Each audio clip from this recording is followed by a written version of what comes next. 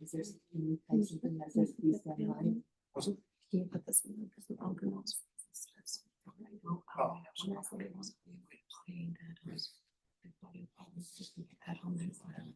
so they'll know that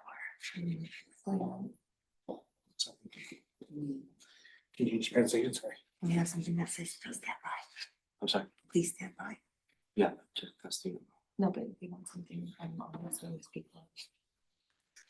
But I'm watching. Can't hear right. But do they know that we're on, like, on standby for technical difficulties? So you don't think they're just.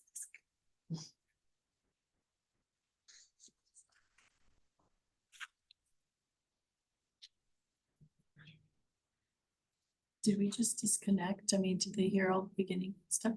He's typing, he's nearby, so they'll help him try and. Oh, good.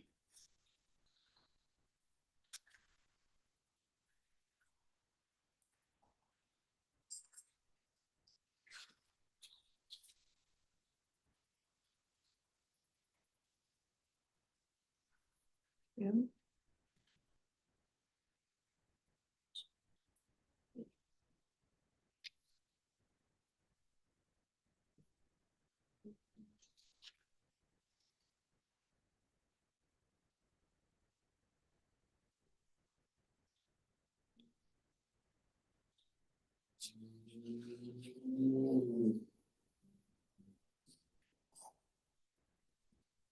Two, three.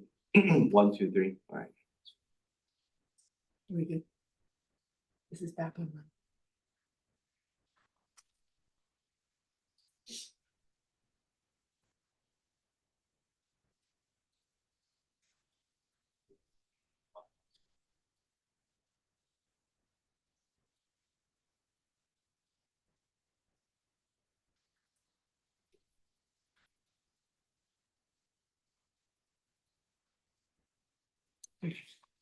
Okay, good evening, Board President, board members, cabinet, and the Bassett community.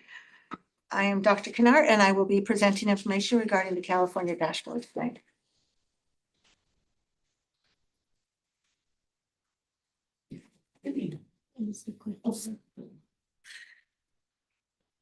Oh, what's happening? The other button. That one. Please just not.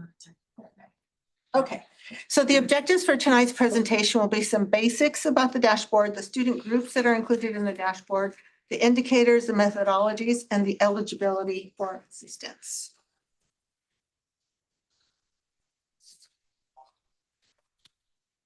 So some dashboard basics. The dashboard is an accountability portion of the California Continuous Improvement System, and it's based on the 8 state priorities. So you'll see here listed some of the goals of the dashboard to focus on the 8 state priorities, including the local indicators, student group opportunities and performance. So there's an equity portion to the dashboard. It values high performance and growth equally. So what that means is even if you're performing at a high level, it's valued on the dashboard. But if you are growing, if you are changing over time, they're also valuing that in this dashboard accountability, and that didn't used to be the case. Reports transparently, comprehensively at all levels, and the quality measures that are valid and reliable. So this slide shows you the dashboard indicators over the years. The first column is a list of the indicators. You'll see language, ELA, math, chronic absenteeism. Those are all the indicators that are included in the dashboard, and over the years, different ways that it's been reported. And so in 2023, finally, we got back to having a performance color. So we're not just having status only, but after COVID, we only had status. And now in 2023, we are having performance colors, and I'll explain that in just a quick minute. So how are the performance colors determined? So current data is used to establish a status level. So however the students are performing, that's going to give you a status level. Comparing that to prior year, that will give you your change level. So I'm going to show very quickly These are the different colors, the measurement of performance. Again, the current year data is equal to the status, and the comparison from prior year data is equal to the change. And the way the dashboard works is the red, if you're in a red color, that's the lowest performance. And if you're in a blue color, you're at the highest performance. So how that looks on a grid, this is a sample of a 5x5 traditional grid. And you can see the first column there is the performance level. That's the status. How are the students performing in this current year? We could be very high or we could go all the way down to very low. So if we take a status of high, if you look on that first column and you take a status of high and you move across to the right and you see that the change above is change was declined, you could be at a high performance, but in yellow because you're declining, moving in the wrong direction. So in the same way, you could be at very low status, but if you move all the way to the right, you see you're in yellow because you're significantly increasing. So they're measuring not only your status, but change over time. So understanding the student groups very quickly, I will run through the student groups that are included in the dashboard. Are race, ethnicity is reported, along with any student groups that are listed here: English learners, foster, homeless. This year, for the first year, is going to include long-term English learners, socioeconomically disadvantaged, and students with disabilities.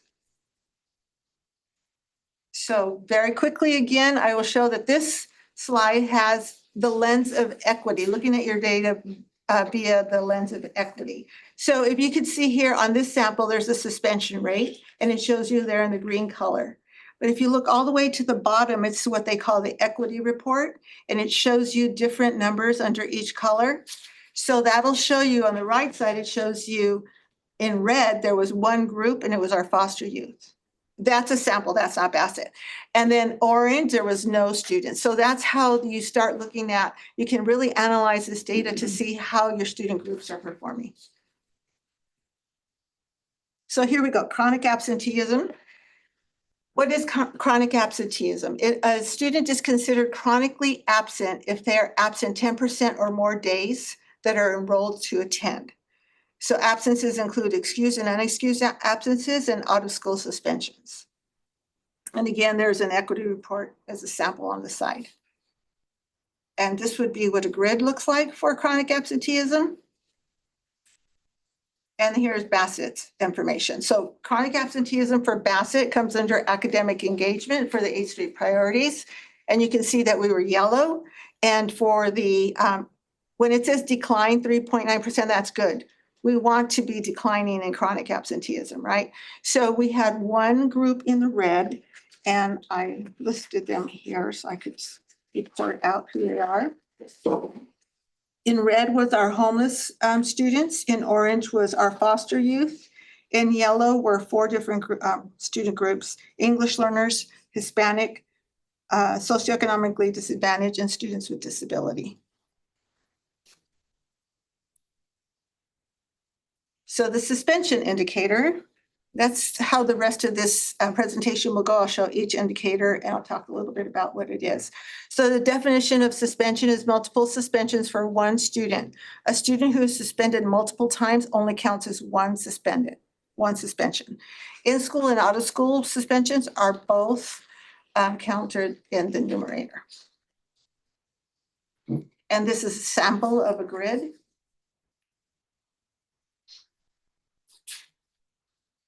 And here's Bassett's information. So you can see that our indicator here shows blue and it declined by 1.2, but we think there's a little bit of a glitch in our data as we reported it this year. So we knew we were low anyway. We were at 1.2, which was good last year. And, but that a little bit cause for concern on that one there. Just transparently say that. So our English learner progress indicator, this is also known as ELPI. And ELPI means it measures LPAC performance. So you'll see on some of the indicators where our English learners are not performing as well as we would like them to. But on the ELPI, this is, and that would be maybe measuring the SBAC, how they're doing on the SBAC, where are they at with our chronic absenteeism. But this indicator measures how the students are performing on the LPAC. And the way they monitor this progress is if a student increases one performance level, or if they increase their scale score by 10 points. And that would be a good move, good progress for an English learner. Again, a sample grid and the reminder that it is, it has only one grid for this performance indicator. So our English learners at Bassett, performance color is in green, which is a good color. We always want to be in green or blue. And we are seeing there that we increased by 9.1%. So our students that are taking the LPAC are performing well on the LPAC and they're moving in the right direction. So our academic indicator. What are the academic indicators? The academic indicators are the language arts and the math that are based on the SBAC and the California Alternate Assessment. Participation rates are also factored in here. We must have we used to only have to have all of our students have a 95% participation rate. That was a requirement. But now it's changed that every district, every school, and every student group must have a 95% participation rate. So maybe some people were not testing English learners or not testing another student group, but now it's made it so where you have to have 95% of all of your student groups as well as all your students. And if you don't, they get the lowest obtainable score, which is what they call the loss. Again, the indicator for this performance or the grid for that performance indicator, and this is Bassett's data. So for language arts, we're in the orange.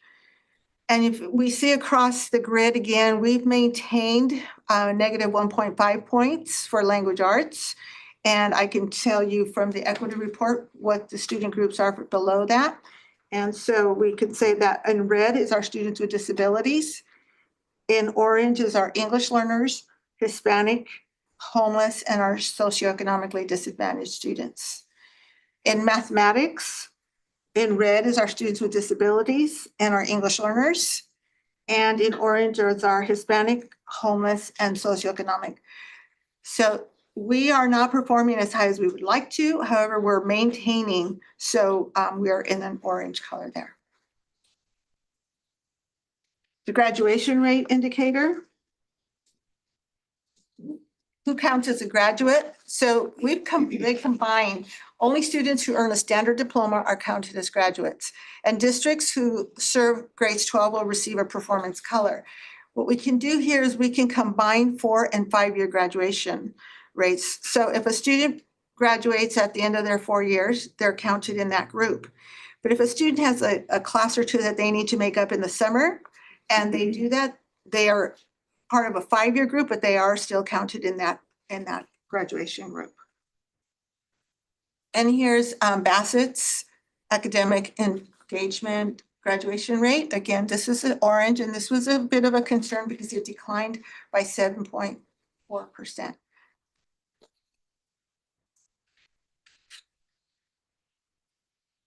The college and the career indicator. This is one that is very telling. This is an indicator that recently came out. It's been with the dashboard for a minute, and it's intended to represent a broad and rigorous course of study that recognizes the various options. So a student doesn't all just go through and get A through G classes.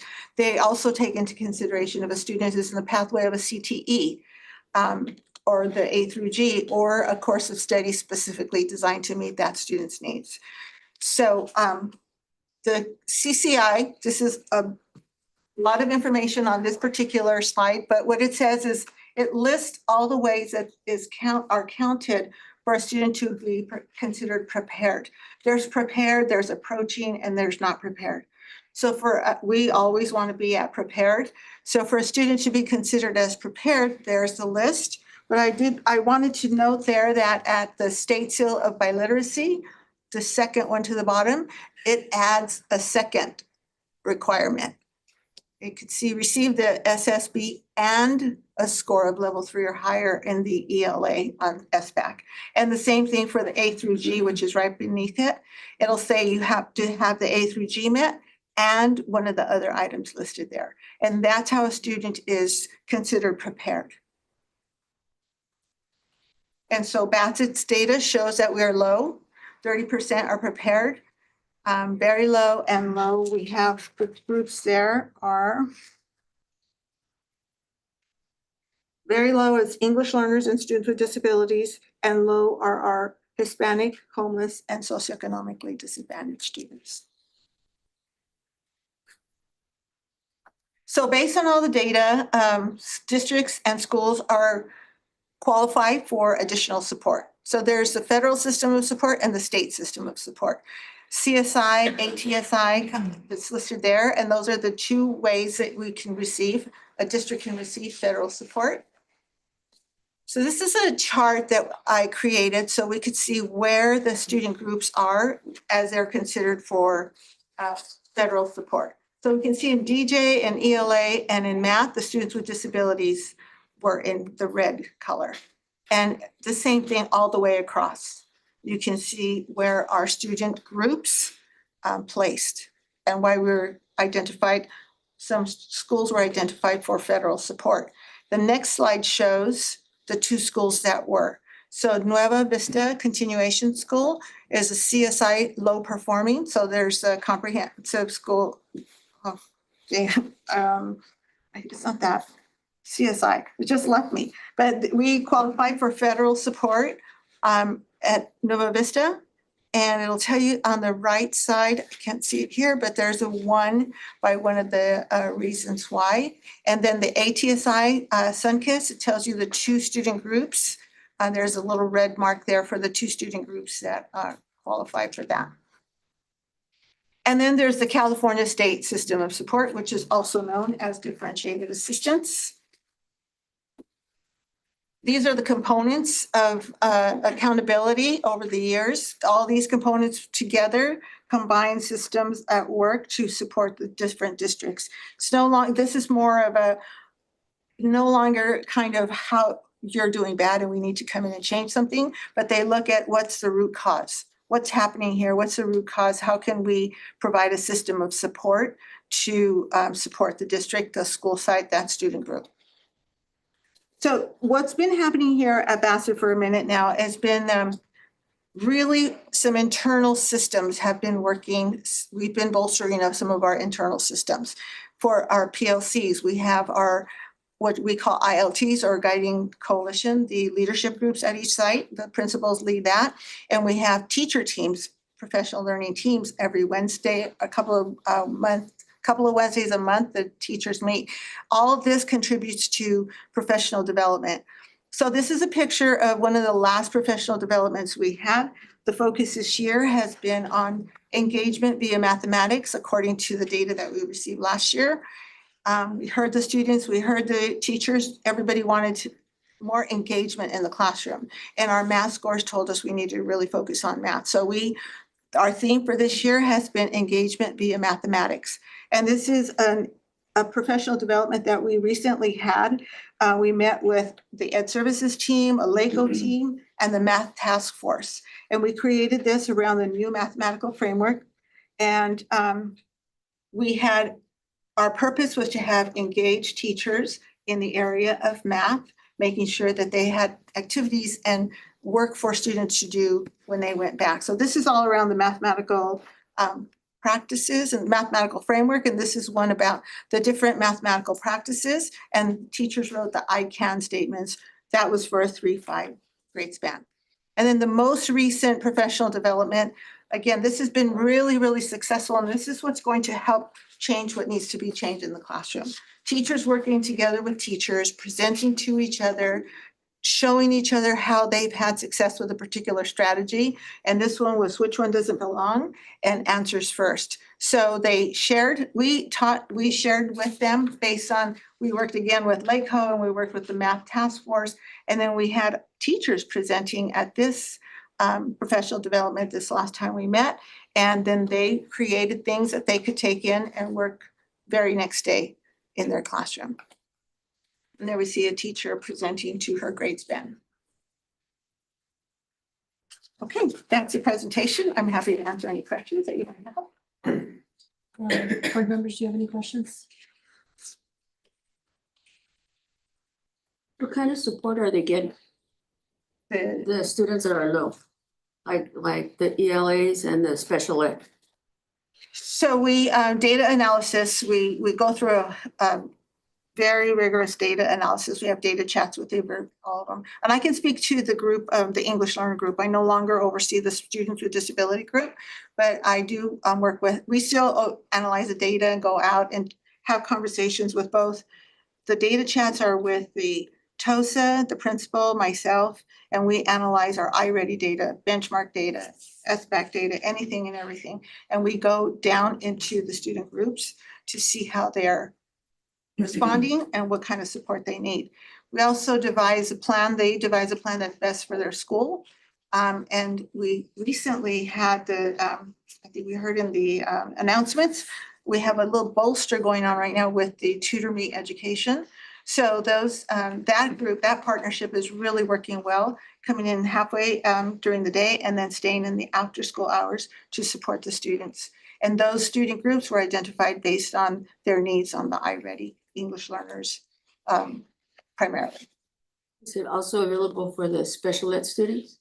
It can be, yes. Or do they have something different? So again, that I don't know too much about how that's being, that's a department that's in a different division. So I do know that we are going to have, we have a teacher duty day coming up and we will be having a presenter on special ed. It's an hour and a half and we are getting some support for that. Thank you. Board Member Stanzioni? I'm sorry. Board Member Rizzo. Is iReady a good indicator of how the kids will do on the SBAC? There's studies, we have asked that question with iReady, and there are studies that show that yes, there's a direct correlation between the iReady and the SBAC. I have to say, I'm extremely concerned about the math, but the math is not just math. It's, and you and I have talked about this, it's not numbers, it's comprehension. And when we have our English language learners, our students that are bound to a certain routine in calculating, and they're thrown this monkey wrench of how to figure out what they're supposed to be asking, it makes it difficult. And this is not just our district. This is everywhere. Right. And I needed to say that openly because I think people need to hear that. Math is no longer crunching numbers. It's comprehension. It's vocabulary development. It's extrapolating what is necessary. And for our littles to do that when they have other challenges, or just being kids because they don't have extensive vocabularies. I think it's only fair that we say that.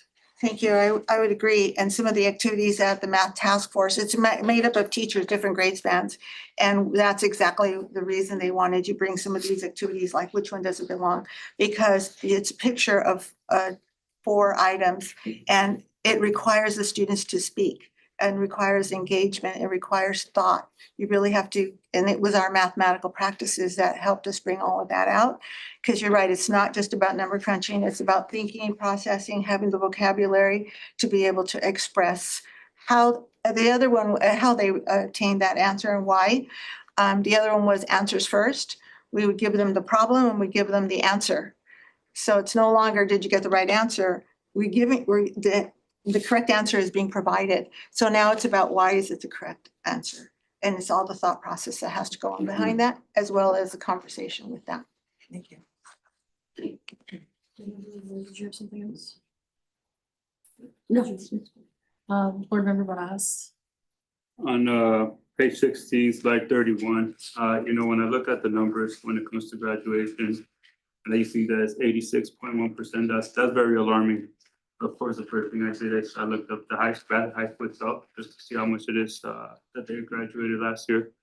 Our numbers show 91.1. So of course, that includes Nueva Vista. Yes. What's alarming to me is that when I click on the state percentage of graduation, it shows 86.4, which means that I think for the first time since I've been a board member, we're below the state average of graduation.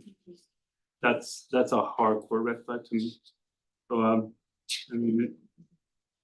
just to put it out on the radar, I think we do have to come up with different ideas to approach this because I remember at one time our district was like 97% graduation rate. So to see 86%, that's a problem. But I'm sure that it'll require more deliberation amongst the team. So I just wanted to put it out there. Samantha?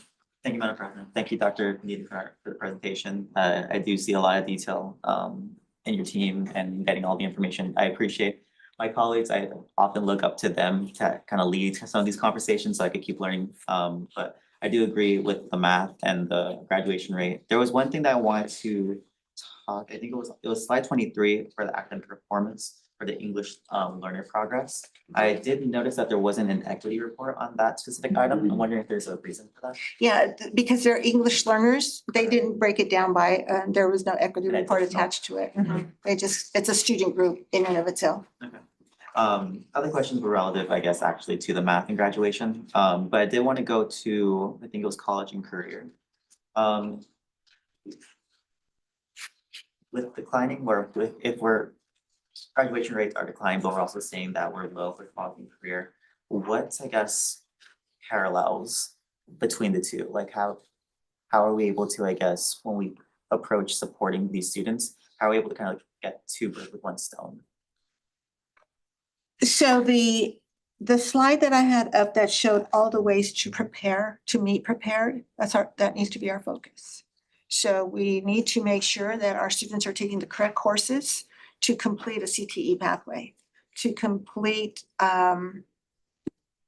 just even doing meetings, making sure that they're having all the A through G courses. And that needs to start much earlier. It's starting in the freshman year, ongoing every year, a meeting with the student, not just once, but ongoing. Making sure that our students are on track. I think we really need to support them in those ways.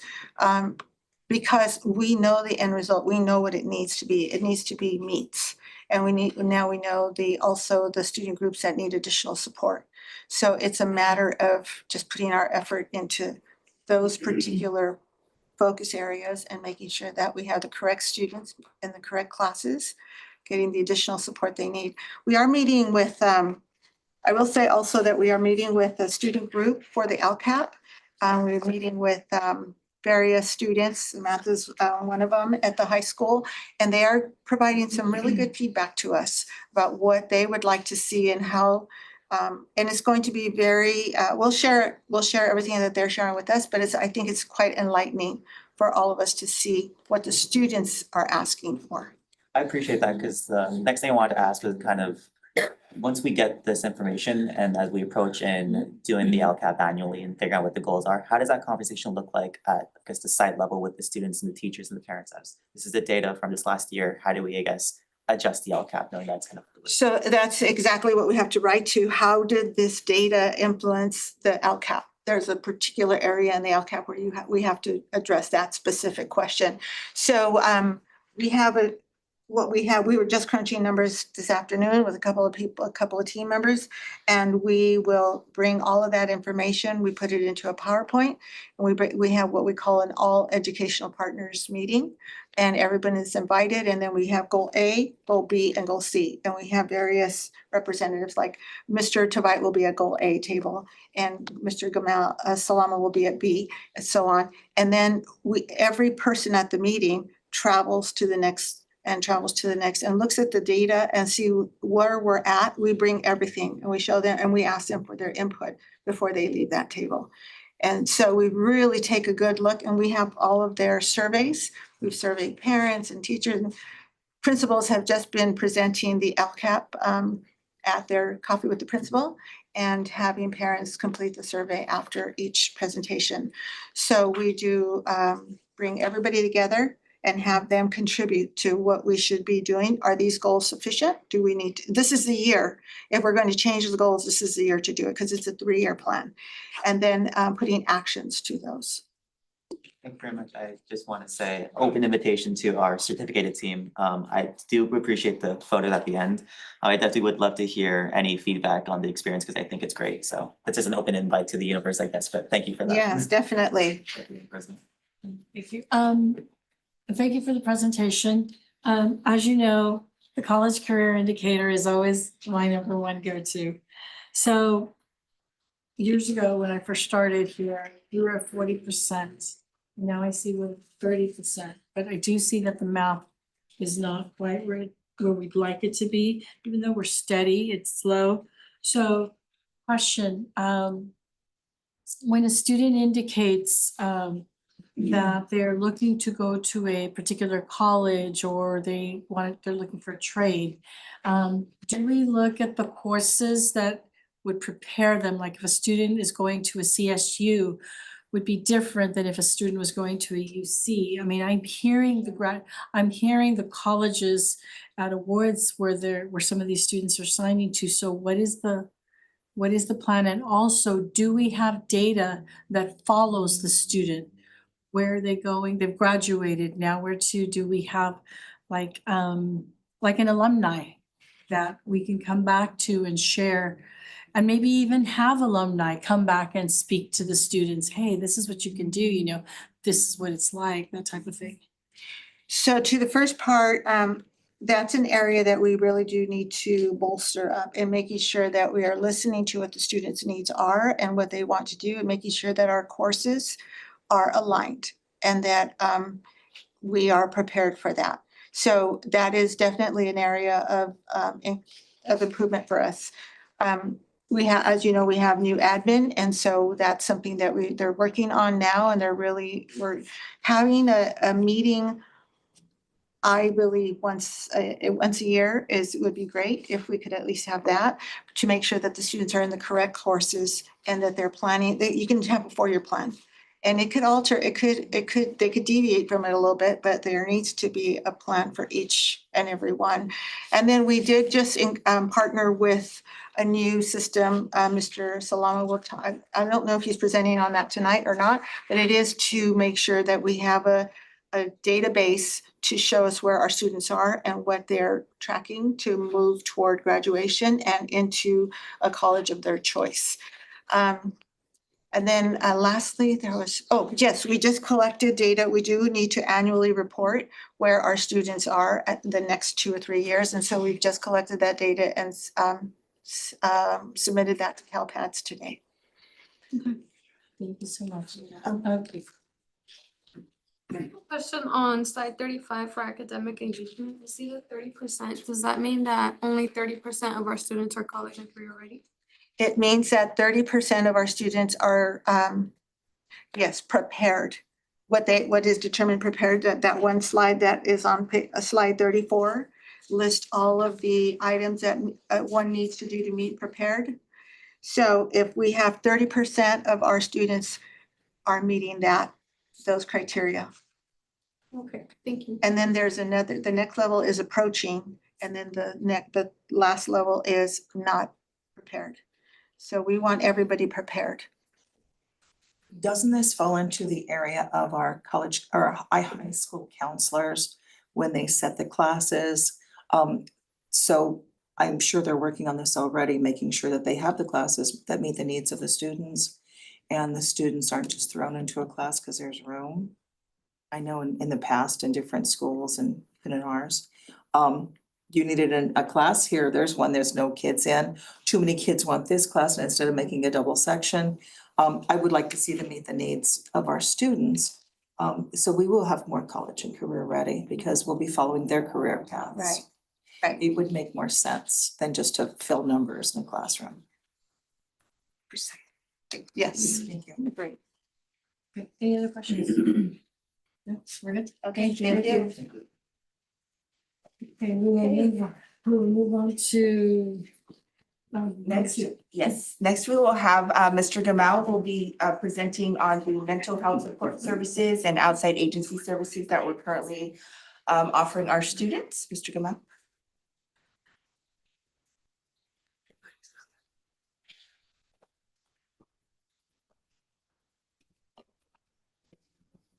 Good evening, Board President Flores, Bassett board members, cabinet members, staff and community. I'm Gamal Salama, I'm the Director of Student Service, and tonight we will be going over the mental health services that we provide at Bassett High School District. So tonight objectives, number one is review Bassett continuum of mental health services. And it is really important to understand why we're bringing all these service providers, is to understand our plan, and really the system we try to build in place to support our students. Second one will be learning about our mental health support system and initiative. And we'll talk about the main initiative we are bringing to Bassett. The third one, we will go over the mental health services and data. And I'm so proud to share this data with you tonight for the first half of 23-24 school year. So I know this is a little bit complicated, but I just want you to take a look. The most important thing is build a foundation. And if you look at the bottom, really the foundation depends on our own staff. And I really cannot say enough about our own staff, Bassett staff, our counseling team who've been working really very hard with student services, one of them is here tonight, to really build that system and really a complete, comprehensive needs of assessment that really identifies the needs of our students. We had great things going on in the past, but it wasn't aligned. You cannot tell which group we support. We see good service, we bring it on board, it supports our students. But really when it comes to alignment and really filling in the gaps to meet the needs of all students, this is really what we focused on in the last year. In the middle, this is when collaboration between our own staff and outside service provider and community. And this is really, when you think about it, think about groups, really being preventive groups who's creating this support on every school site to meet the needs. And every school site, we need to put this in mind because a couple of our school sites were very lucky to have initiatives that support the students, where the other school site didn't have enough services to meet the needs of the students. When you go to the top, which is, if you are familiar with MTSS, this is tier 3 intervention, which is sending them to literally one-on-one counseling or one-on-one therapy. So putting this in mind, let's talk about what's our support system here in place. Really, we need to start with our own support team, and this includes our school counselors, couple of our social workers who came with community school initiative, and also great special ed clinicians who've been working really with all students, and they really believe that they can support the entire district. So I really appreciate all the work they've been doing. First, we started with the need assessment, and we find really we need to focus on the enhancing infrastructure and capabilities within our own team. So we're starting with our own team. So first, we start thinking about the high-risk students, most need. So we implemented the Columbia screening protocol, okay? And this is the high-risk cases that we have. It is a society protocol that we can screen our students and identify their needs so we can really give them the help as soon as we can. And this implementation started back in October, okay? Second component, it will be integrating a Bassett Universal Referral Form. We had about 8 or 9 service providers on campus. Each of them has a different form that our counselors has to fill in and send to them, okay, based on availability, based on who has a space, who's closer to the house, and each form was different, each requirement was different.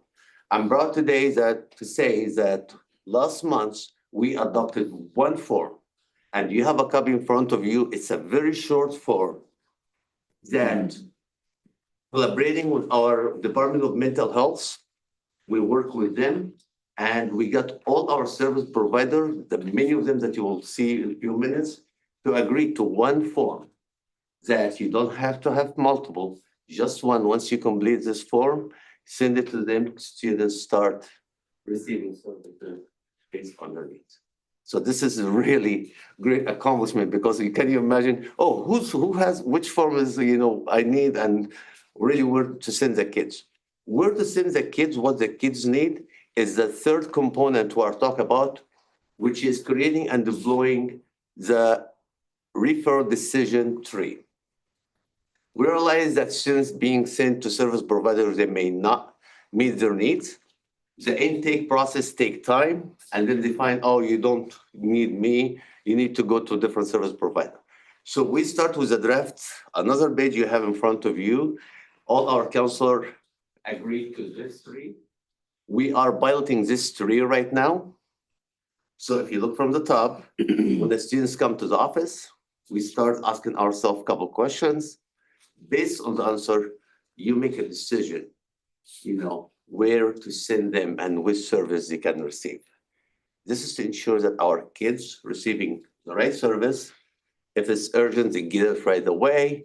If it's tier 2, they have a path. If they prefer to use technology with HealthNet, this is where we provide them at home or in the school. Or if they need intensive or prefer their own insurance provider, we also support them with that. So we just implemented this. We are getting data feedback to make the changes needed to ensure it's working effectively. Coming up on the 29th, our team will be attending School Threat Assessment Response Team. We are, for the first time, building, a threat assessment response team on our district, starting with our counselors, with our clinician, and we're gonna start this implementation as well. This is Bassett. This is Bassett team. We didn't have to go anywhere. We are spending a lot of time reviewing and really getting the training. And again, I cannot thank them enough for all the work they've been doing. Second, and it is kind of color-coded, I hope you can see it. We have two big initiatives. Community school initiative, been implemented for a couple of years now at Bassett High School. A lot of component came with this initiative. And the second one, it's a district-wide. We just started, you heard it multiple times, which is a collaboration with the mental health department, with the SPF. And all schools are involved with that. I'm very happy to announce that on February 9th, we submitted the second application for community school for Don Julian.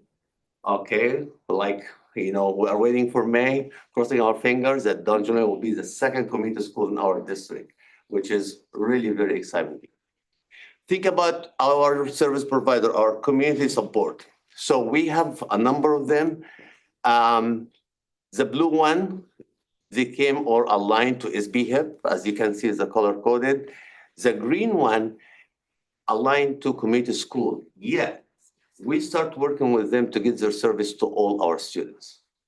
Because the first thing, when I met with our community school, I'm like, okay, you cannot just provide service for Bassett, leaving our feeder schools with the service. And we start really including our other feeder schools in community school initiative. So here is the data for the first half of the school year. So hopefully this will explain it, it's the best, we tried. So the name of the provider, when the service starts with Bassett, and the location. Location means, is it on-campus service or off-campus when they go to their location to receive the service? And the school, we have this service provided. Multiple, many of them, or the majority of them, really have the individual therapy or tier 3, which includes the one-on-one therapy, intervention and counseling. Department of Public Health and Department of Mental Health is bigger because it has a lot of components, but we identify a number of them as we go. Some of them, just the nature of the service provide, include group counseling, and some of this counseling take place for students group or for family as well as we go.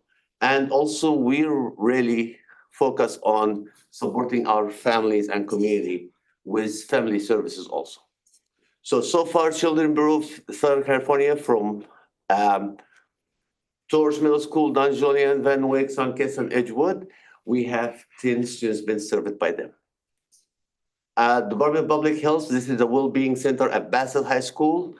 We have 290 people been served in all these different formats. So it's not 290 one-on-one session. Some of them is groups, some of them is family outreach events, but we serve 290 students. Develop Family Youth Services, May 2022. And all schools are receiving service, and we have 10 students receiving long-term services from them. Eggleston, which is started October 22nd, October 22, but really started effective last year, which really focused on substance abuse and addiction and really supports the students and their family. And we have 25 students receive services since the beginning of the year. Food Health Family Services, and this is kind of our biggest service provider that we work with. And they are kind of to the max right now. So between July until end of January, we have 32 cases or 32 students receive support from them. Hazel Health. This is the online telehealth support for our students. We have 30 cases been since October. This is started October 2nd, 2023. And really since October, it's been really working. They provided 35 sessions to our students at home and on school. So every school, if you visit now, they have the iPad station supported by school counselor and receiving the support, on the iPad. Marketplace, we had 91 cases, 91 students been served since beginning of the year. Pacific Clinics, we had 33.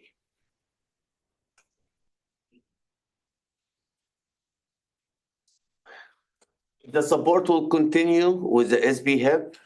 We're working on a lot of components.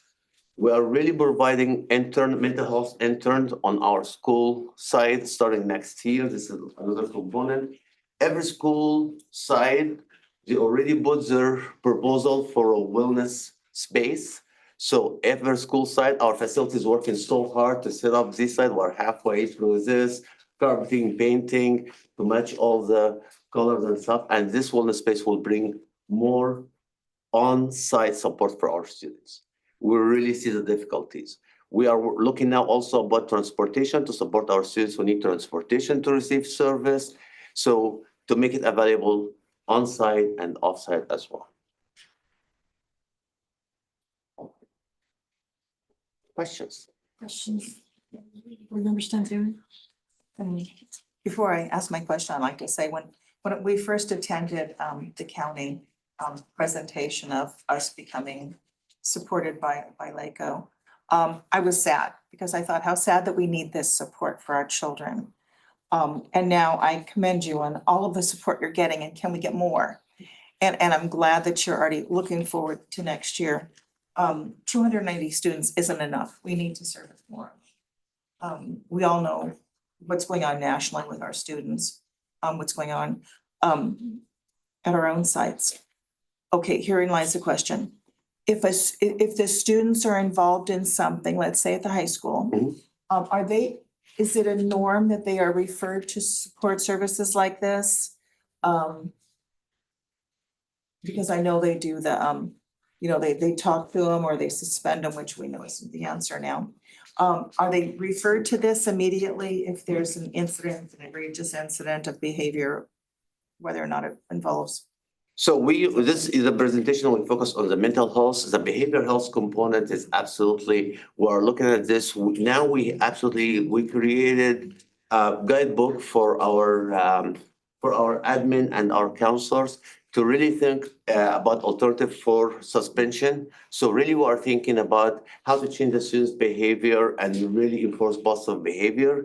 So yes, all our admin, all our counselors, the first thing they think about how we support the students and provide intervention to change the behavior. We are not here to punish kids, we are here to support kids so they can really feel safe and really continue their education. So yes. A lot of it comes back to the mental health. Absolutely. Where they feel about themselves and their place in the world. Yes. So thank you. This is an incredibly comprehensive list of support. Next year, we hope to see it's even larger. Board Member Barajas? First and foremost, I'm glad to see that you guys applied for DJ to become a community school. Pretty cool. A lot goes into it. From my studies, I've learned that many different districts approach a community school very differently. There is no like one size fits all. There's different blueprints. So I do appreciate that. I'm excited to see how we move forward with that project. Also, thank you for the presentation. These are a lot of moving pieces, and I agree with Ms. Anzioni. I think, I'm always gonna say, I feel that we could do more, but I do appreciate everything that is being done. And just one thing regarding your continuum of school mental health services, it always makes me laugh, and this is just, I guess, for my reference. You know, MTS pyramids, MTSS pyramids, we're seeing them everywhere, right? Yes. So I mean, the question that I always have, also at my school, in my district itself, is, for example, we have like some school employees, mental health professionals, like how many is that? It could be one, it could be half of one, it could be 10, like how many do we really have? Most school employed mental health professionals, like what's the number, and why do I just bring that up? So that when we're talking about strategizing, and seeing how we're gonna allocate our funds, we could know exactly where to place them, so we could put our money, or our mouths, of course. So it would help if we see that number, because I mean, I could look at the bottom, all school employed mental health professionals, and I might think we have like 200 of them. And then you're like, not even close, bro. Well, I mean, I guess it's just for me. I like to see just a number so we can see how many people we're working with and how many of these folks are providing services to our kiddos. But I appreciate this. Board Member Smith, Thank you, Madam President. no, go ahead. Thank you, Mr. Salama. I appreciate the presentation you gave. It was extremely thorough. Everything about it was exactly what I was hoping for coming to this meeting. A few questions that I did actually want to echo was, what was said, regarding, I suppose, FTEs and how many folks we have on site, and these different, classifications, counselors, social workers, the clinicians, just so we have a better understanding of where our resources are at and how we could either move them around or supplement them. But it's really exciting to see the work that we're doing with the START program here. I do appreciate the color coordination with the initiatives between what is going to be from LEGO with the community schools versus our SB. So that was really great. In terms of all of this, I'm going to study this page specifically for the rest of my evening, unfortunately. I really do appreciate it, so I have a big understanding. I think one thing that is kind of daunting as a board member is reading the contract and trying to figure out what did we just approve, what didn't we, why is there so many like duplications, it seems like, especially when it comes down to the dollar amount and making sure that we are being responsible stewards of other people's money. So to seeing it all laid out here and what it's being used for is just incredibly affirming to see that we're putting our money to work. With that, I do have a lot of questions on this page, specifically the Department of Mental Health one and Margaret's Place. Only being available at Bassett High School. I know obviously all schools will include Nova Vista, but I'm curious as to if there is anything also being provided at Nova Vista, considering those two specific are health intervention referrals, as well as short-term and long-term trauma and violence informed care. Not to assume anything, but Nova Vista does obviously have cases where that is important. So I'm wondering is there any connection between them? You know, if you look at these two specifically with the color code, it's really Kim was in the community school. And it has its, site focus, it exists at Bassett High School campus, all the service. So the Wellbeing Center, that's a community school initiative. And it's really, you can visit it, you can see the space and stuff like this. That's what is the service provided to our Bassett High School.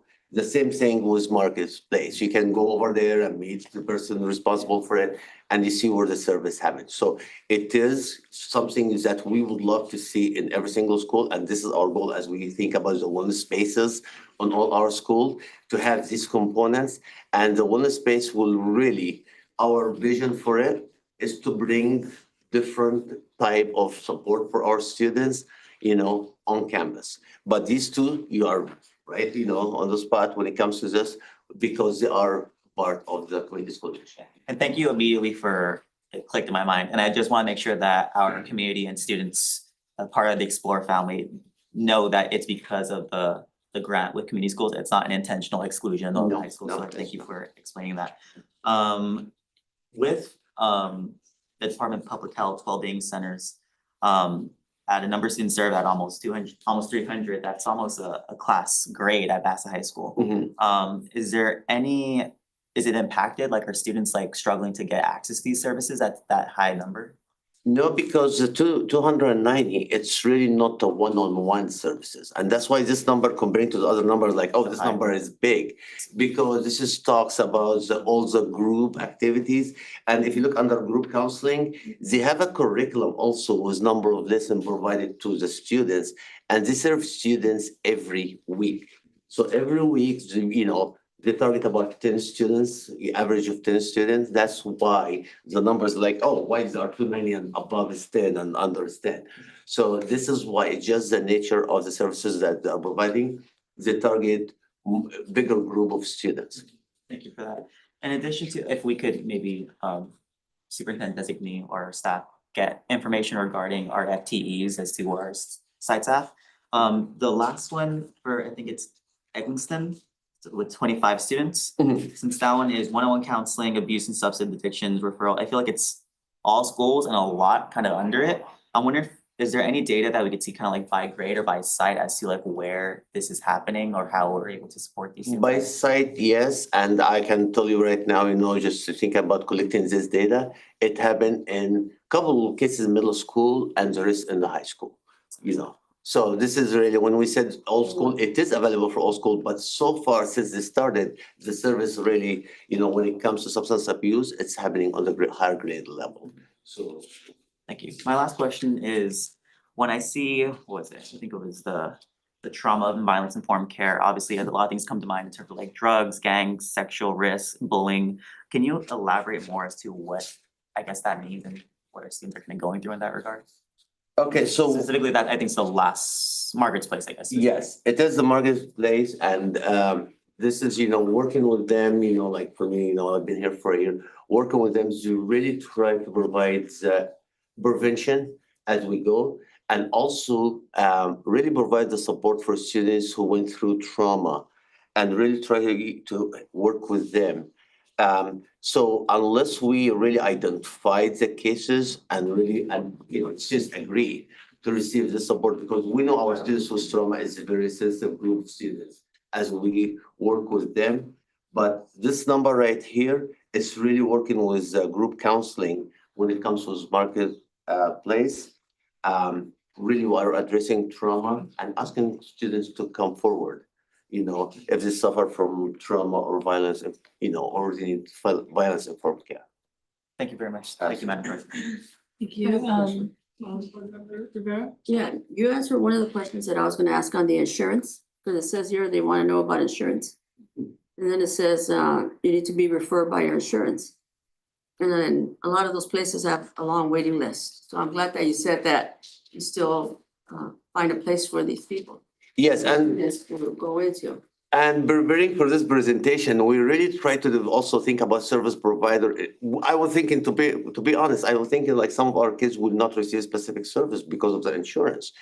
But really digging in deep and really contacting our service provider, and the answer was no. It doesn't matter if the students have insurance or not, because now they help the students and their family to get insurance if needed, and if not, they will provide. Many of them, or the majority of them, have grant or money to support students without asking any question about their legal status or insurance. And my other question is, you need the parent's signature. What if the parent doesn't sign? Do they still get service? The student, Consent is needed. Huh? Students' consent is needed. the student. The parents' consent, I'm sorry. All right. Needed? Yeah. I'm like, oh, yeah, the parents' consent is needed to provide services. Even 13 and older, because I know a 13-year-old could go into a gynecologist or a Planned Parenthood or It depends about, it East depends. Valley and get Yeah. contraceptives and all that, or.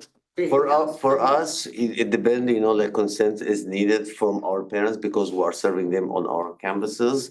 There is a couple cases, if the student's talking to the counselor about specific cases and they need a refer or information or resources outside of our school campus, but our parents' consent is needed for our school campus.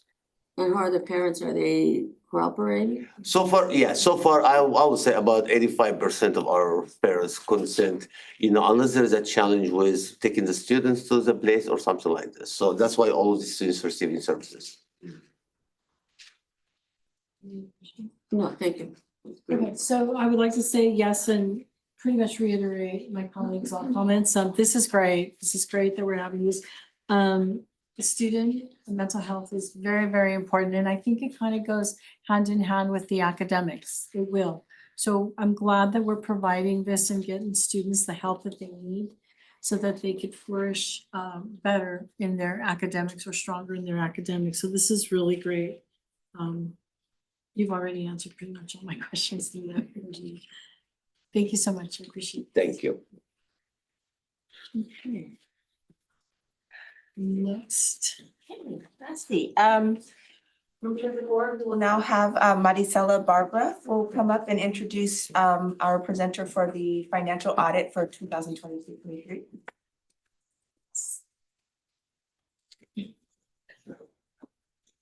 Good evening. So we have the audit firm Christie White, and here we have Natalia Palma, that she's gonna be presenting the 22-23 audit report for you.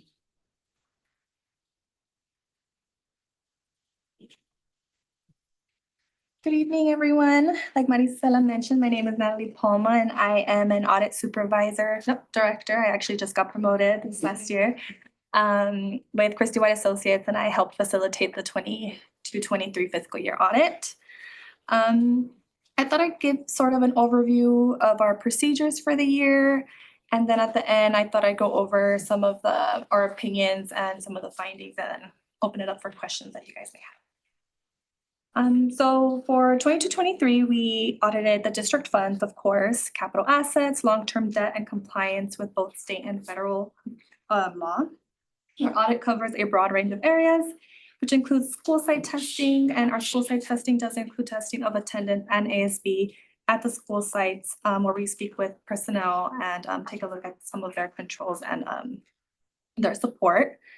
We document and test internal controls in areas such as purchasing or cash disbursements by taking a look at checks, invoices, and purchase orders, payroll by taking a look at time cards and personnel files, and cash receipts by taking a look at invoices, receipts, and deposits. We also conduct a single audit, which includes testing internal controls and program compliance. This last 22-23 audit, we tested two major programs, which were the Education Stabilization Fund, also known as the ESSER and GEAR Fund, as well as the Head Start program. And we did this by selecting expenditures expended by the program, as well as taking a look at federal compliance specific requirements and making sure that those requirements were met. Then finally, we tested all June 30th, 2023 balance sheet accounts, including cash, accounts receivable, accounts payable, capital assets, long-term debt with revenue and expenditures across all funds by taking a look at bank statements, reconciliations, debt statements, capital asset listings, and working with the district office and getting all of that support. Okay, so as far as our opinion goes, it's sort of divided into three different components. There's a financial statement opinion, a state compliance opinion, and a federal compliance opinion. Both our state compliance opinion and our federal compliance opinion were all unmodified, which is the best opinion that you can receive. For 22-23, the financial statements opinions was issued with a qualified opinion this year. And just a little overview of what that means. It essentially is obtained when the auditor, or we conclude that there isn't sufficient audit support or evidence of possible misstatement, or there could be evidence of possible misstatement or effect on the financial statements that could be material, but not pervasive. So essentially, when we took a look at some of the items that we, in the procedures, like some of the capital assets listings, we decided to qualify it due to misstatements in the ending cash and fund balances in the student activity fund, accounts receivables, and accounts payable in the general fund. Additionally, the district was having trouble reconciling a couple of the payroll sub-accounts. And finally, the district could not provide detailed records to support beginning balances for capital assets or accumulated depreciation. So because of all that, audit adjustments were required to be made in both the general fund and the student activity fund, just to ensure that the financial statements would not be materially misstated on the financial audit report. And in working with the district, we concluded that this was mostly due, I believe, for the turnover that's been happening the last, I would say, year or two. Correct me if I'm wrong, and lack of the internal control sufficient enough to ensure that adequate supporting and documentation had been maintained historically. In the coming year, we do recommend that the district implement internal controls to ensure that all of those account balances are accurately stated and locating any historical records over capital assets and accumulated depreciation. We also talked about potentially hiring a consultant to identify and inventory all capital assets in excess of $5,000 and recalculate accumulated depreciation. And this is mostly, I feel like, going forward, I do see that once we get those capital assets balances up to date, and have like a clean slate, working with a consultant or even, in-house. Going forward, I do see this not being an issue, like once we get those beginning balances cleared out, getting a clean slate and then going forward adequately maintaining that support, I don't see it being a problem. The biggest issue was just historically trying to get it to a correct balance, which was difficult to do with all the other historical information not being located. Any questions on that before I talk a little bit about the other two findings that you guys had? Or should we wait for the end? One quick one. You said that there are 3 levels. You say state, federal, And financial statement. financial state. So only the financial statement opinion was qualified. The other two, the state and Unmodified. they were unmodified. Page 91. Excuse me? Page 91.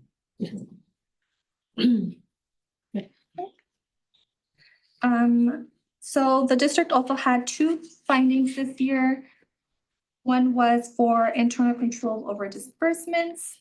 And it is a minor finding regarding these expenditures. So out of 25 expenditures that we sampled, we only found 2 expenditures not having the purchase orders or any other written approvals before the invoice date. We want to confirm that a control is in place to ensure that that the purchase is reasonable and necessary and for the purpose intended. And we did look at those purchase orders to sort of confirm that that's the case. And even though it is a small amount, you'd say 2 out of 25, usually we wouldn't write a finding for this, but because it was a finding in the prior year, it had to be included this year. Because we did find those 2, we can't say that proper internal controls were implemented. But like I said, it is improving every year, and we know hopefully next year we're able to say that it is implemented. But because we did find those 2, we did have to write that finding. And then lastly, the state compliance finding is also, I think, similar from last year, is the classroom teacher salaries finding. Per California Ed Code, a unified school district should expend a minimum of 55% of the district's current expenses of education towards the salaries of classroom teachers. In the 22-23 fiscal year, the district did not meet that minimum by 6.63%. This was mostly due to one-time COVID funds that put the district expenses higher than usual. We've been finding this a lot in a lot of our districts. It's pretty common, and unfortunately, there's only so much that the districts can do.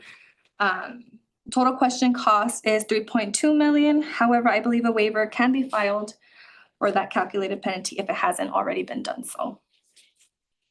And again, lastly, I'd like to thank everyone at the district, especially, the team, Maricela and Martha, for their assistance. I know they've been working hard and trying to improve every year, and we are in constant communication, if they have any questions, so that we can minimize the findings going forward with the next audit. So we look forward to working with everyone again soon. Does anyone have any questions for me?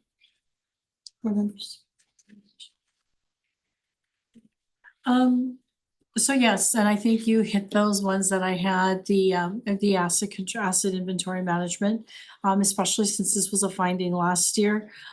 We could talk offline about that. The other one was the balancing of the internal controls, insufficient internal controls.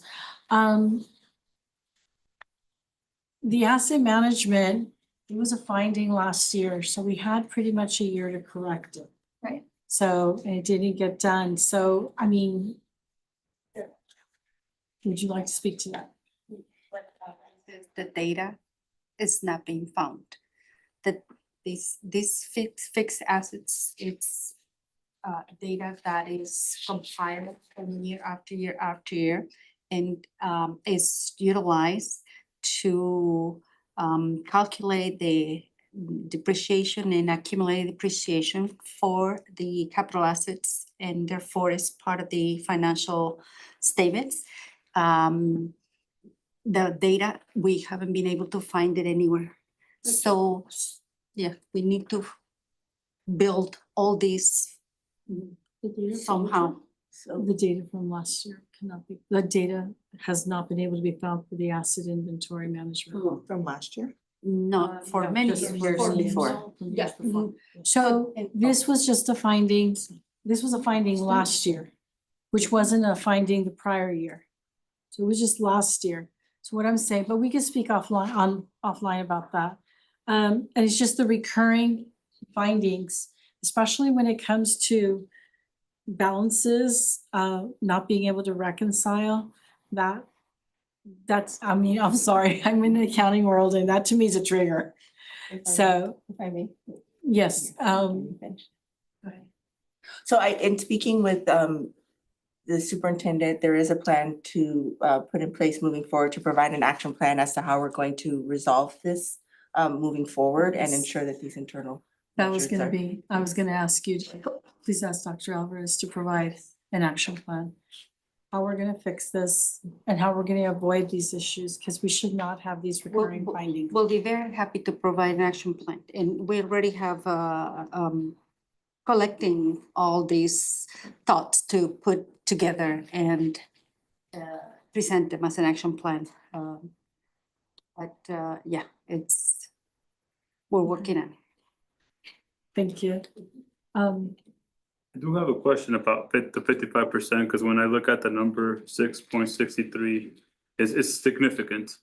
I also know that we were in negotiations as well. I mean, I see that, of course, we do have a one-time COVID funding, but that goes into play as well, right? Because we were in the middle of negotiations, it wasn't settled yet, so that number probably will look way different Yes, if the test was conducted today. yes. We should do that. Just wanted to put that out there because, yeah, when you look at, what is it, 48.37? Yeah, yeah, and I think with more expenditures and like you said, negotiations, I think the 23-24 audit should look a little bit different in terms of that testing. Thank you. The findings for the associated student body activities. They're not reconciling, or they're not reporting everything, or? Yeah, I think it's, in talking and looking at it, I think it was just reconciling those beginning balances to match last year's ending fund balances. And again, there was improvement this year, like majority did look good, but because it was a finding in the previous year, any little thing does trigger a finding this year, unfortunately. And the best thing that we can work with is getting those reconciliations done every month so that when it is reconciled at the end of the month, it is, matching completely and we don't have to write that finding next Is year. this for all the schools that have student body? Yes, for the purposes of the year-end testing, we do take a look at all of the schools' bank statements and reconciliations. Question, it says here at the bottom, current status not implemented, see current year finding recommendation. So therefore, even though this was a finding last year, what we said we would do didn't get done. Yes, yeah, so we can't say something is implemented and if we do find even, like, say for that cash disbursement finding, for example, it's only 2 out of 25, which regular, if this was the finding this year, then we probably wouldn't have written it up. But because it was a finding last year, we can't say it was implemented because we did find 2. Hope that makes sense. And then just to speak a little bit about capital assets, I know we can't really, be hands-on with helping the inventory because of independence issues, but If you do compile a list, we definitely can review those listings at any point during the year so that we can help you guys get that number to what it should be for this year. Thank you.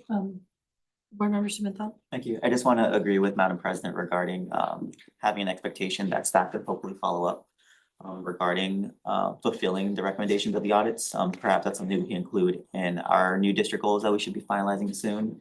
Potentially even having like a mid-year review saying where are we at a status update regarding completion of those goals.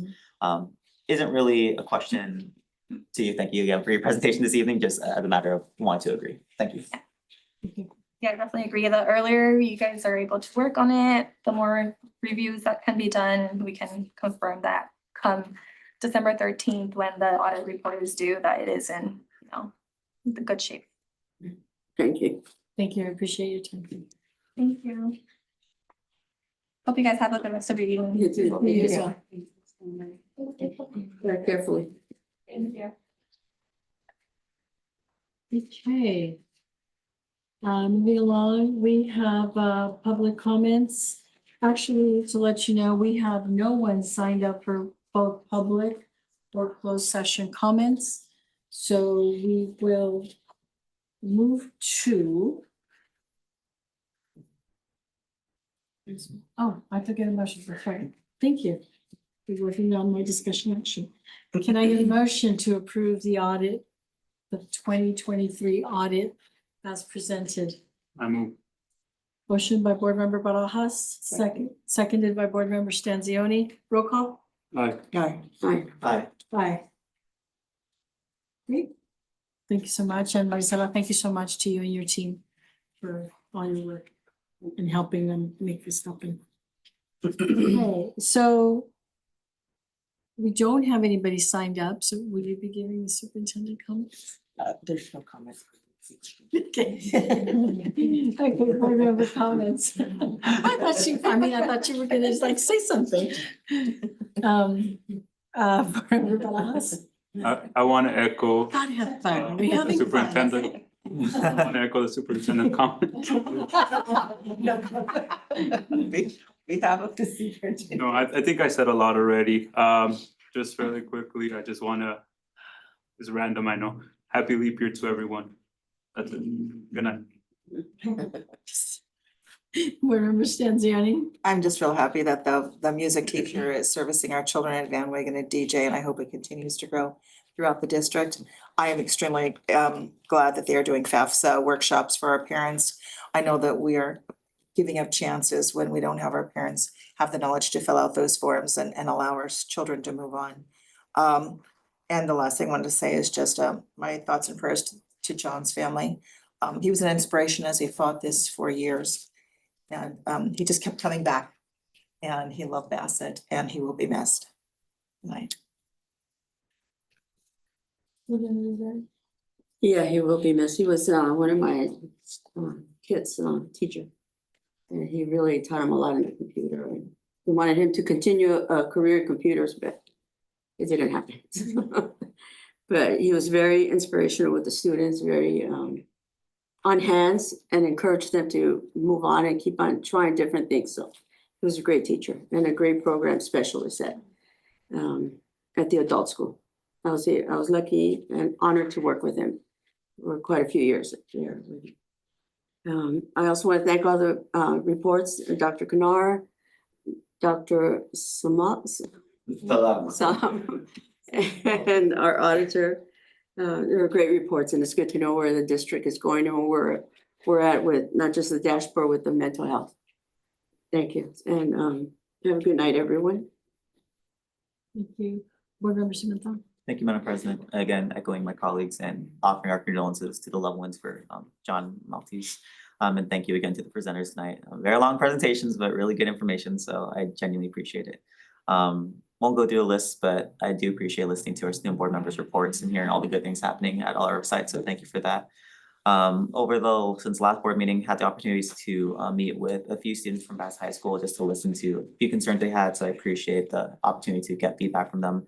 I'll tell this with the entire committee, obviously, we aren't here every single day through all the schools. So please talk to us if you have something that you need to bring to the board. Obviously, there's the board meetings, but reach out to us individually if you can, just so we're aware of what you want us to be aware of. So do love the opportunity to connect with the students and just looking forward to a great spring whenever spring eventually comes, because what is that? Groundhog? Yeah, he's a liar. Wait, did you see a shadow or did you just? It's supposed to be spring already, but it's cold. I know, it is, and rainy. Okay, Thank thank you. I would also like to convey, you know, my condolences to the family of John Maltas.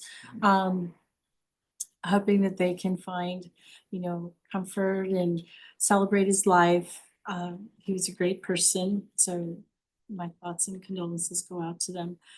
You know, it seems like such a long time since the last board meeting, January 23rd. It seems like ages ago. I'm like, wow, that did happen. As to reiterate the comments of my colleague, I am excited for the music programs. Can't wait for the end of the year concerts. I love music. It just, hearing music from students just makes my heart glad. It does. It's like, it's our future. All the reports today were thank you so much. They were very enlightening, and I think they kind of all mesh together. As to repeat what I said, I'm so glad that we're looking into the mental health services. We live in a different world, you know, and our students are the ones that are trying to navigate this world. So we really need to help them navigate. They're going to be our future leaders. So I'm very happy for that we're taking that step. And I really think that it will help academically for them to move forward. So I'm very thankful. Great job to all our teams, you know, Ed Services, Fiscal Management, and Mr. Salam. Okay, everybody, yes, I am upset that the 49ers didn't win. Okay, let's just get that out there, okay? I know you're all waiting, okay? See, you gotta have fun. We have fun, you know? I wish I could have showed my jersey today, but okay, I couldn't. There's always next year, though. There's always next year. We just keep up. I'd like to take a moment, though, to give a shout out to the city of La Puente. City of La Puente, working with the city of La Puente, they've come up with, if we see any graffiti, any tagging, I just make one quick text message and boom, it's gone. Okay, and that includes, and they are including also Bassett, the areas that are county areas, they make it happen. So I do want to, Bob, the city manager, is doing a great job with that. And that is really good. City of La Puente does have an event coming up in March for like a springtime celebration. So what day is it? March 20th, is it? Yeah. So it's coming up, so please go out. Yeah. So other than that, You have the number to the city of La Puente where they could call? just let me know. And we'll. No, they're not to the. Oh, no, I just reach out to the city manager. I reach out to the city manager and let him know, hey, there's graffiti, and I can show you all the text messages. It's graffiti on this street, that building, and it's gone. You know, I'm going into work and I see it, send a message to them, and by the time I'm driving home, it's gone. So this is really good, because, you know, we need to beautify our city and whatever not. So, okay, so other than that, thank you, everybody. Stay golden, and I'd say stay dry, but it's gonna rain. Okay, moving right along. We are now at closed session. Can I get a motion to go to closed session? Motion to close session by Board Member Barajas. Second. Seconded by Board Member Rivera. Roll call? Aye. Aye. Hi. Aye. We'll be moving to closed session at 7:10 PM.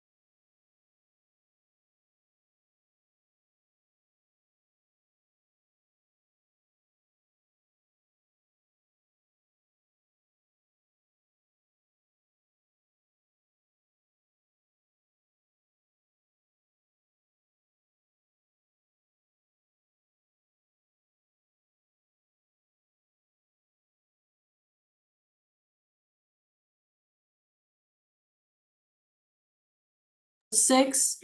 May I get a report of action taken in closed session? Report out of closed session. In closed session, on a motion by Mr. Barajas and a second by Ms. Flores, and a vote of 5 members approved and none opposed. The governing board took action to approve the settlement agreement OAH case number 202401028. 1, as outlined below. Alternative educational placement, transportation mileage reimbursement, attorney fees of $4,750. Motion by Mr. Barajas and second by Ms. Flores, and no nays, no abstentions, no absence. Thank you, Board Member Rivera. Okay. Written communications, we have none. So we'll move on to discussion action items. Approval of the resolution. Resolution 19-24, Women's History Month. Superintendent recommends the Board of Education approve resolution 19-24 and proclaim March as National Women's History Month. Can I get a motion? So moved. Second. Roll call? Aye. Aye. Aye. Aye. Aye. Okay. If you all remember, we added to the action items. So to nominate 2 people to the California School Boards Association Delegate Assembly, Superintendent recommends the Board of Education nominate 2 of the names listed below to the CSBA Delegate Assembly for the term commencing April 1, 2024 through March 31, 2026. Can I get a motion So for moved. nominations? The names are there already. Women's Green. I know, but there were names, Jacqueline, Then Roberta Perlman. Jacqueline something and, Jeanette Flores and Rebecca Kerman. You got this. it was a J, I knew it was a J. Yes, you are correct. Jeanette Flores with Charter Oak USD. Roberta Perlman from Pomona USD. May I get a motion? I make the motion to Motion approve by Board Member Jeanette Rivera. Flores and Roberta Perlman. Roman for the CSBA. I'll second it. Give motion by Board Member Rivera, seconded by Board Member Barajas. Roll call vote. Aye. Aye. Aye. Aye. Congratulations to Jeanette Flores and Roberta Perlman. Okay, moving along, moving on to the consent calendar. All matters listed under the consent calendar are recognized by the board to be items that will be enacted by the board in one motion. There will be no discussion of these items prior to the time the board votes on the motion unless members of the board, staff, or public request specific items to be discussed and or removed from the consent calendar. I make a motion, we accept the consent calendar. Can you get a second? I'll second it. Roll call? Aye. Aye. Aye. Aye. Aye. Consent calendar has been approved. Moving right along. Moving along to adjournment. The next regular board meeting will be scheduled for March 12th, 2024. Can I get a motion to adjourn the regular board meeting of February 20th, 2024? Motion by Board Member Barajas, second by Board Member Rivera. Roll call vote? Aye. Aye. Aye. Aye. Aye.